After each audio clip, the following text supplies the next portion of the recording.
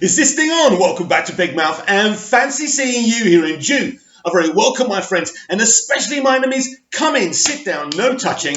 I don't do the touching. And welcome to Monday's edition of the Doctor Who Daily. And if you're feeling charitable as usual, please smash that subscribe button and please smash the like button. You Doctor Who fans are really hard to please. I mean, about 20 of you, 20 plus of you come in and watch these videos. Unfortunately, none of you can be asked to like them. I'm sorry I don't have TARDIS models and DVDs backing me. And, you know, I just say positive things and I lie to you all to get your subs. But this is me. I'm Mr. Honest and I love Doctor Who. And I love talking about Doctor Who with you people. So be a bit more nicer.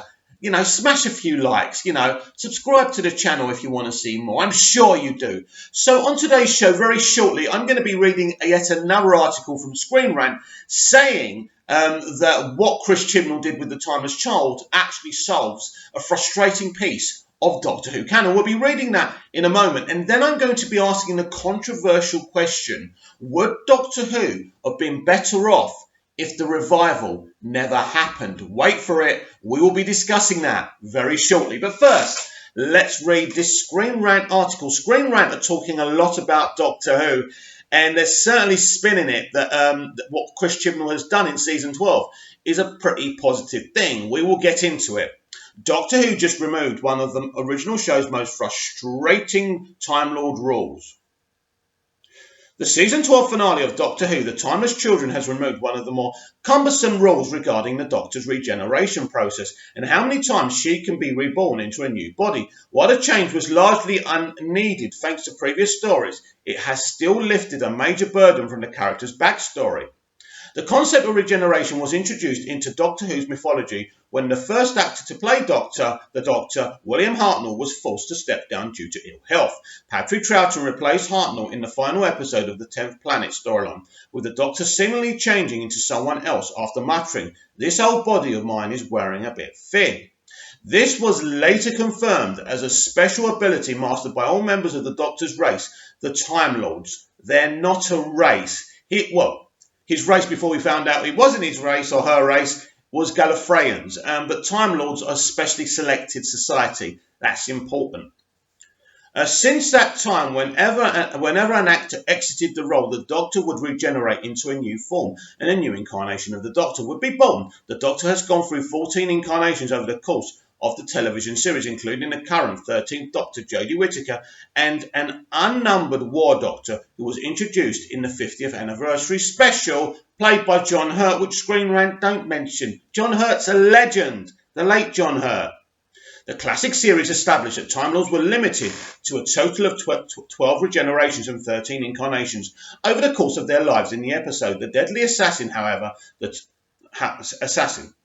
However, the Timeless Children changed this rule with the revelation that the Doctor was originally an alien orphan known as the Timeless Child. For reasons the Time Lords could not explain originally, the Timeless Child was unable to die and would regenerate into a new body whenever they were fatally injured. This led to the Time Lords experimenting on the Timeless Child, isolating the element that made them immortal and encoding it into the DNA of all future Time Lords, with a legally imposed limit of 13 lives.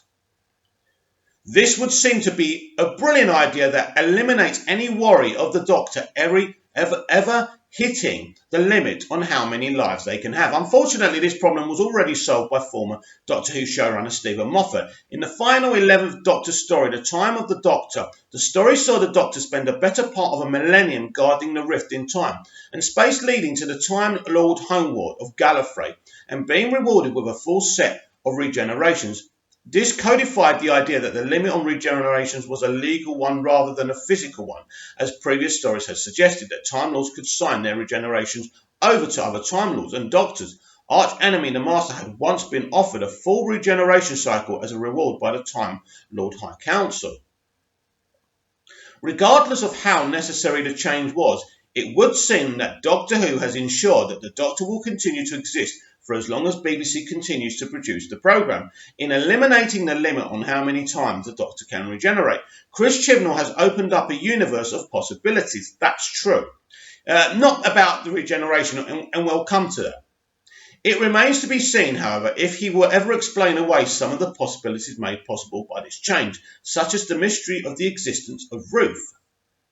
That's a good point, and a very, very good, solid article. Now, we don't actually know if the Time Lords limited the Doctor's regenerations as well. That's something we just don't know. Now, we know that this is what we know, that the Timeless Child, when Tecteun first found her, regenerated, right? And regenerated many other times because Tecteun was experimenting on her. But we don't actually know how many times this child is actually able to regenerate, if they're actually immortal. That's an assumption.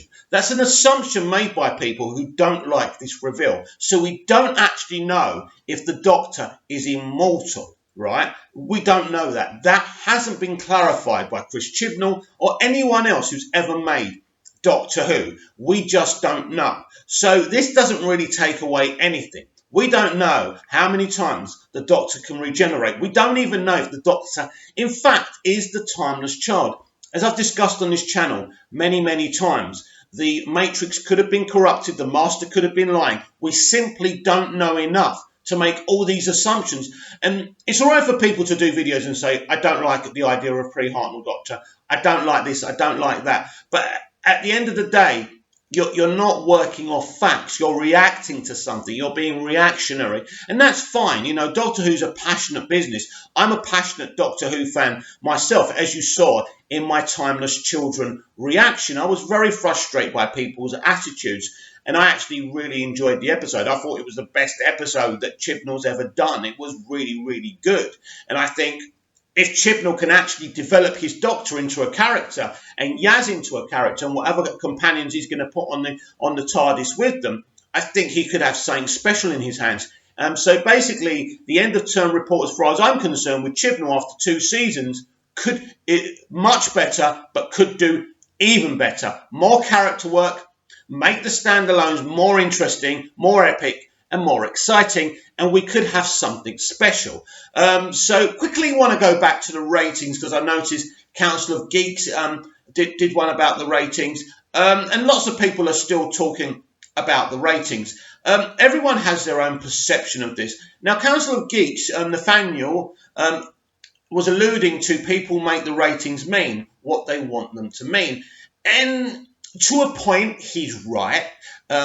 What I think, look, you can't hide from it. And as he said himself, they have fallen. They have fallen from what they were. And again, on this channel, we've discussed that these ratings have been gradually falling since Russell T Davies left, right?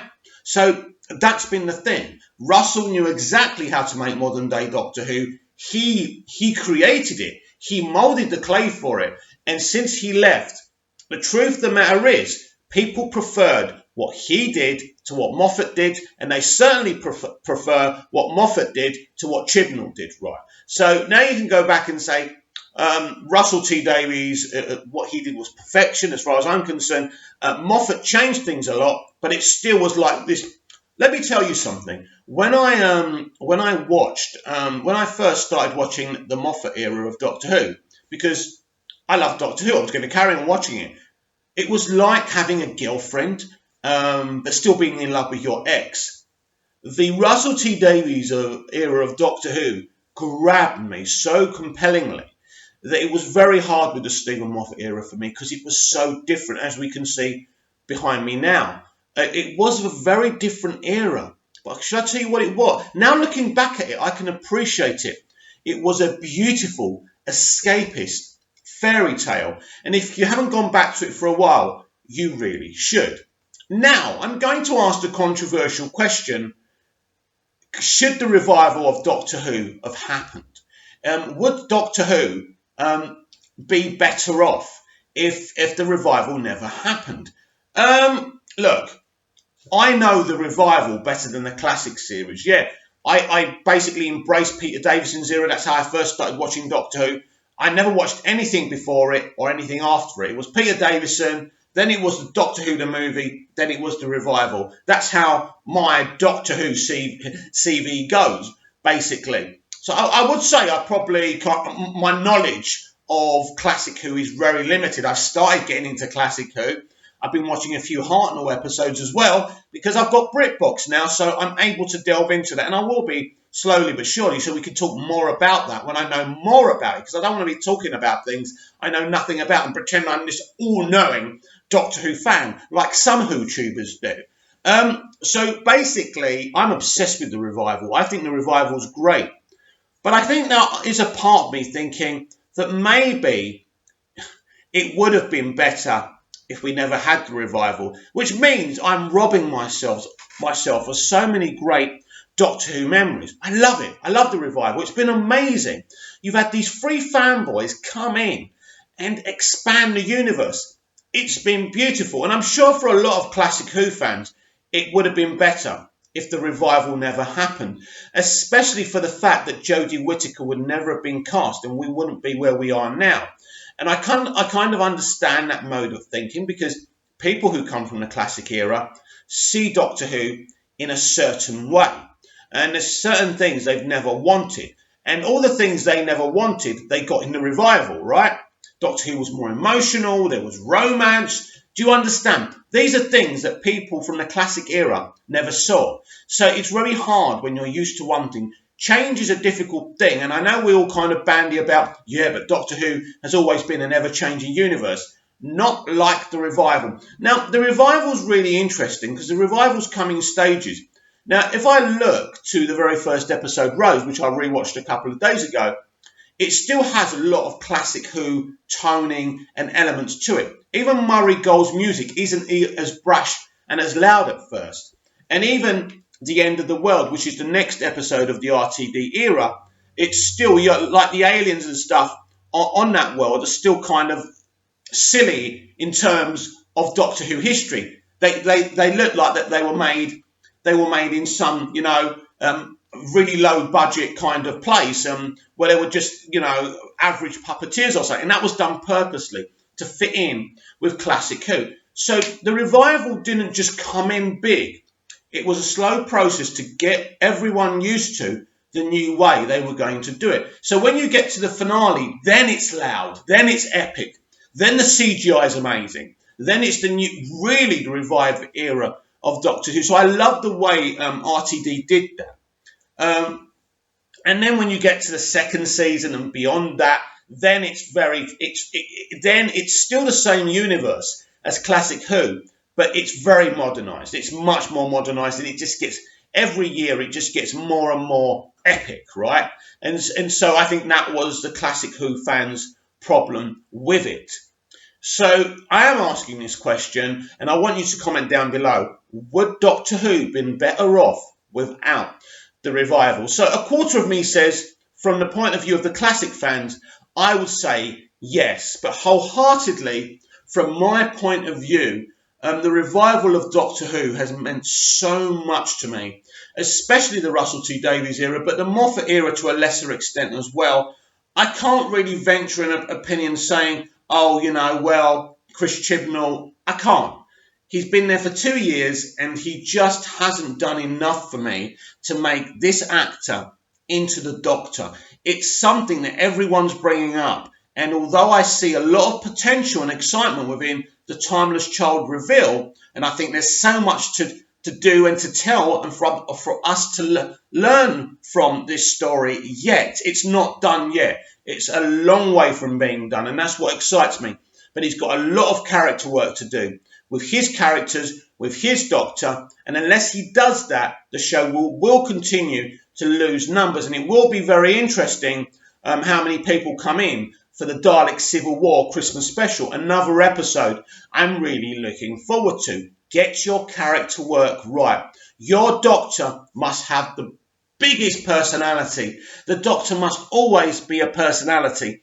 And the moment the Doctor isn't a personality like she isn't right now, that's when your show has a massive problem. So comment down below. Comment down below about the Screen Rant article I was reading. Do you think that Chris Chibnall has solved the regeneration limit problem? Or are you like me that says, well, hang on a minute. Nothing that happened in that finale says that the Doctor's regenerations are limited. Either they're still limited by the Time Lords, Or don't forget, we don't actually know how many times the timeless child can actually regenerate. And comment down below, let me know, do you think that Doctor Who would have been better off without the revival? Comment down below, like, share and subscribe, and I'll be back again for more Doctor Who Daily. See you again soon.